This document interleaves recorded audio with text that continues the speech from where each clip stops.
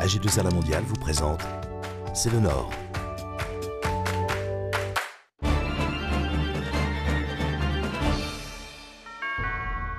Bonjour, C'est le Nord s'intéresse aujourd'hui à la santé. Pour en parler, la femme du Nord que je reçois est Amélie Blondeau, directrice du design chez Jappé Médical à Eurasanté à Los. Bonjour Amélie Blondeau. Bonjour Jean-Marie. Nous allons tout d'abord regarder le reportage que nous avons réalisé au centre de cryothérapie à Orchy. Reportage. Kiwi Santé, c'est une structure qui est dédiée au sport et à la santé. Il y a 6 ans, en fait, j'ai tout de suite été séduit par des cabines cryothérapie corps entier en azote. Alors, l'avantage, c'est que c'est un truc qui n'est pas du tout invasif, qui est juste une réaction chimique qu'on va essayer de provoquer, c'est-à-dire de créer un choc thermique. Selon l'expérience de la technique, on commence à moins 110 et je me rappelle qu'au Tour de France, par exemple, certains coureurs voulaient aller à moins 150 pendant 5 minutes. Son corps va descendre de quelques degrés, vraiment un tout petit peu, maximum 35, 35,5. Et pendant 3 heures à peu près, il va revenir à sa température normale. Et ça doit engendrer de la vasodilatation et de la vasoconstriction. C'est-à-dire que les vaisseaux vont s'ouvrir et vont se fermer. Et tout ça, ça induit des réactions chimiques et des endorphines, des anti-inflammatoires. Et c'est pour ça qu'on va avoir des résultats assez magiques, je dirais, sur l'immédiat, parce qu'il y a un effet anesthésiant. Par rapport à une vie relativement active, ça me permet de me décontracter, de me détendre.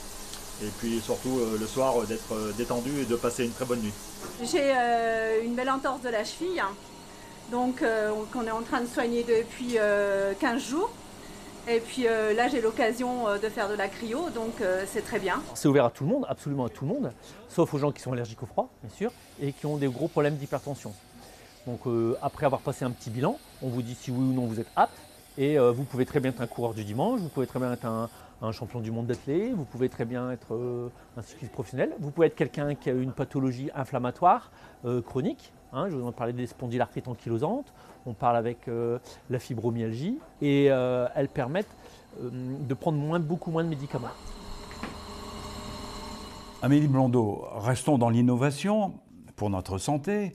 Et parlez-nous de votre exosquelette connecté Atlas. Alors Atlas, c'est un exosquelette fait pour lutter contre le mal de dos qui affecte à peu près 80% de la population aujourd'hui et qui bien souvent sont inscrits dans un cercle vicieux de déconditionnement. Donc on a la douleur qui va restreindre le mouvement du patient et qui va tout simplement le faire rentrer dans une inactivité. Et comment ça fonctionne un exosquelette ?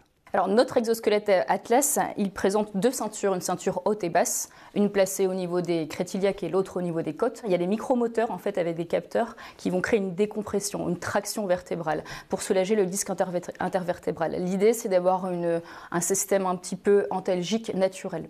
Et qui l'a conçu ? Et comment ? Alors Atlas, c'est né de la réflexion de 2 ingénieurs de centrale, Damien Bratic et Antoine Noël, qui se sont assez rapidement entourés d'experts dans le médical, donc notamment le neurochirurgien, le docteur Faed, qui nous a suivis tout au long du développement, également le docteur rééducateur au centre Zwinguedo, le docteur Tifro, qui nous suit et qui nous permet aussi d'avoir un pied sur le terrain au contact direct avec les patients. On a une équipe aussi multidisciplinaire en interne qui nous permet d'avoir à la fois des experts ingénieurs, des experts en design, une équipe médicale et surtout un contact direct patient. Et de quels matériaux usez-vous ? Donc on a toute la technologie qui est en interne, recouvert de coques et aussi tout un revêtement textile pour l'adaptabilité aussi au niveau des différentes morphologies.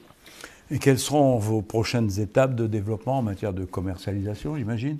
Alors pour la fin du mois, on est sur l'autorisation de mise sur le marché, le marquage CE, donc avec une ouverture de la France dans un premier temps avec l'Europe, pour finir en fin d'année prochaine vers les États-Unis.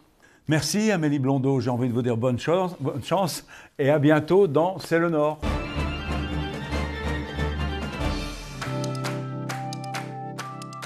AG2R La Mondiale vous a présenté C'est le Nord.